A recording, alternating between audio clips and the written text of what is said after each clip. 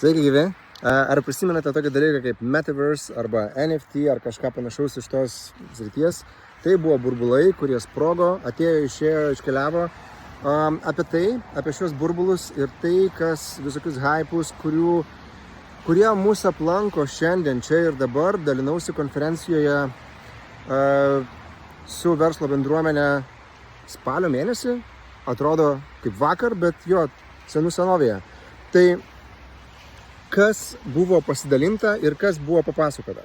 Papasakojau visą šitą informaciją ne dėl to, kad tai yra linksma ir kažkokios šypsenos, bet dėl to, kad norėjau, kad mes prisimintume pamokas ir tų pamokų nekartotume, todėl kad šiandien irgi yra tokių pat burbulų technologinių, kuriais žmonės labai nori tikėti ir labai skuba investuoti į ten savo laiką.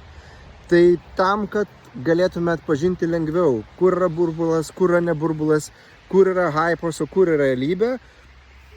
Tam yra parašytas šis tinklaraščio įrašas. Spauskite nuorodą apačioje, skaitykite jį, susipažinkite ir pasidalinkite su manim, ką jūs apie tai galvojate. Geros dienos.